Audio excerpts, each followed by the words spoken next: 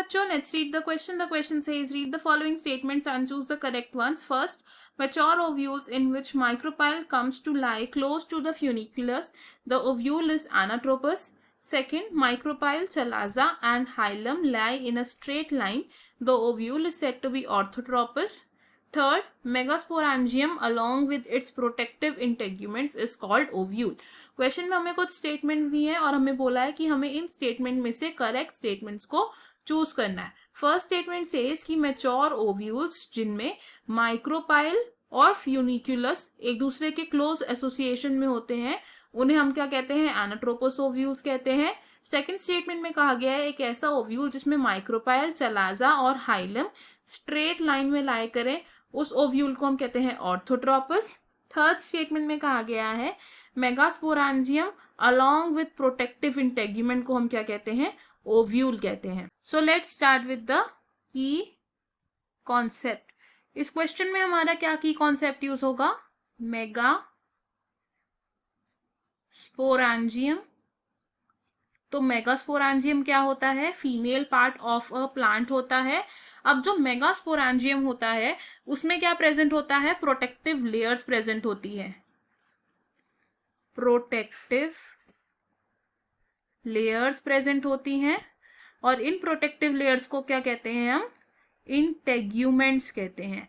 So मेगास्पोरांजियम्स with protective layers को हम collectively क्या कह सकते हैं? इन्हें हम कहते हैं ovule.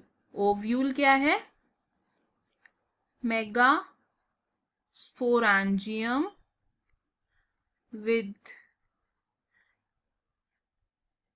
Integuments which are protective layers.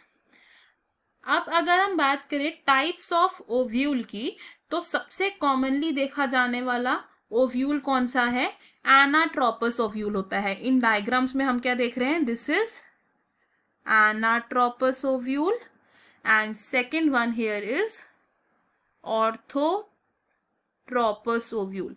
Anatropous ovule में हम क्या देख रहे हैं? अगर हम इस डायग्राम की लेबलिंग करें तो ये क्या है? ये है फ्यूनिकल. ये वो स्टॉक है जो ओव्यूल को प्लासेंटा से अटैच कराएगी.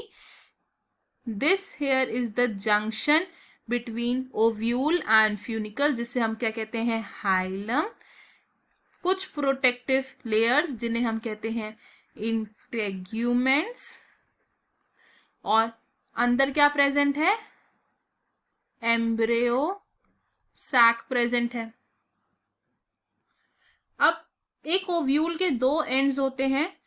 This and over here is micropylar and and इसके ऑपोजिट जो एंड प्रेजेंट होता है इसे हम कहते हैं चैलाजल एंड.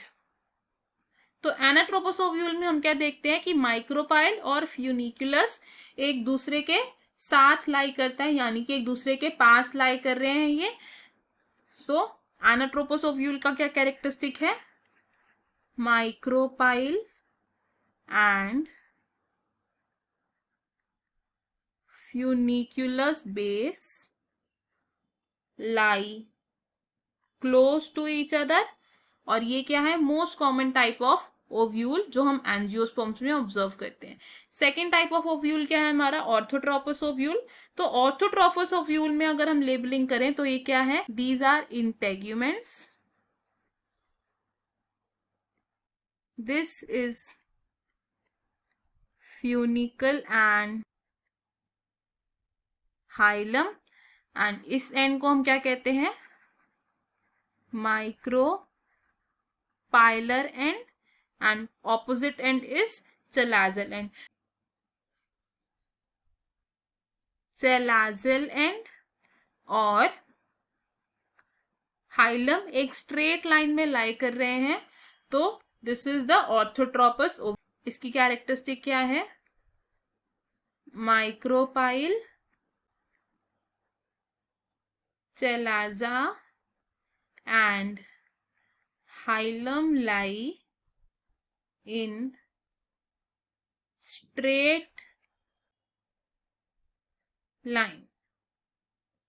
तो हमारे पास जो स्टेटमेंट्स थी अब वो स्टेटमेंट्स देखते हैं. कौन कौन सी स्टेटमेंट्स करेक्ट है? First statement is correct because anatropous ovule में माइक्रोपाइल और फ्यूनिकुलस एक दूसरे के पास होते हैं. Second statement is also correct because orthotropous ovule में माइक्रोपाइल, हाइलम और चलाजा एक स्ट्रेट लाइन में लाया करते हैं. And third statement is also correct because microsporangium with protective integuments is ovule. तो हमारा करेक्ट आंसर है इस क्वेश्चन में option D, which says first, second and third statements are correct. बाकी ऑप्शंस क्यों इनकरेक्ट हैं देखते हैं. Option A says first and second, तो ये ऑप्शन रॉन्ग होगा बिकॉज सिर्फ यही दोनों स्टेटमेंट्स करेक्ट नहीं है. ऑप्शन बी से सेकंड एंड थर्ड, तो ये ऑप्शन भी रॉन्ग होगा बिकॉज फर्स्ट स्टेटमेंट भी करेक्ट है. ऑप्शन सी से फर्स्ट एंड थर्ड, तो ये ऑप्शन भी रॉन्ग होगा because second statement is also correct. हमारा करेक्ट और फाइनल आंसर है इस क्वेश्चन में option D. I hope you understood it well. All the best. Thank you.